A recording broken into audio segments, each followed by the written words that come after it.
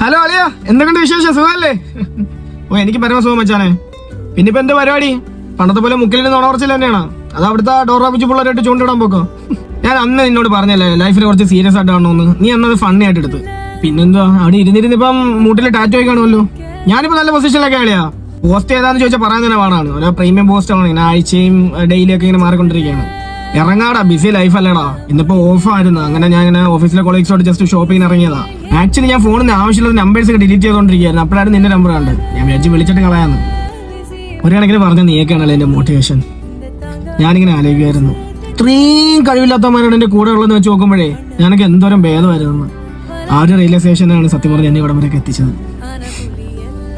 ആ ഒന്നും സീനില്ലല്ലേ. ഇതിന്റെ സീറ്റിന് അടിയിൽ ഒരു 2,000 രൂപ ഉണ്ട്. ഇനി അഥവാ എവിടെയെങ്കിലും തട്ടമുട്ട ചെയ്താൽ പുറത്തുനിന്ന് 2 വരും.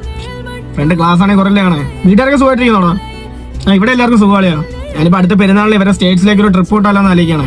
അവിടെ പിന്നെ ഒരു ഇംഗ്ലീഷ് തങ്ങളും ഉണ്ടത്രേ. കുടുംബാശ്വരത്തിനൊക്കെ വേണ്ടി ദ്വാരക്കല്ലേ. ഹജ്ജൊക്കെ ഇപ്പൊ ഫീൽഡ് ഔട്ട് ആയില്ലടാ, ട്രെൻഡ് അല്ലല്ലോ. എക്സ്ക്യൂസ് മീ, ഞാൻ വിളിക്കാം. ഈ സിഗ്നൽ പെട്ടാലേ പാടാണ്. ഞാൻ വിളിക്കാം. പുറത്തിറങ്ങടാ ഇങ്ങോട്ട്. കാറ് തുടച്ചിട്ട് ഇവിടെ എല്ലാം തൂത്ത് വൃത്തിയാക്കിയത് കേട്ടോ. വേറെ പണിയൊന്നും ഇല്ലല്ലോ.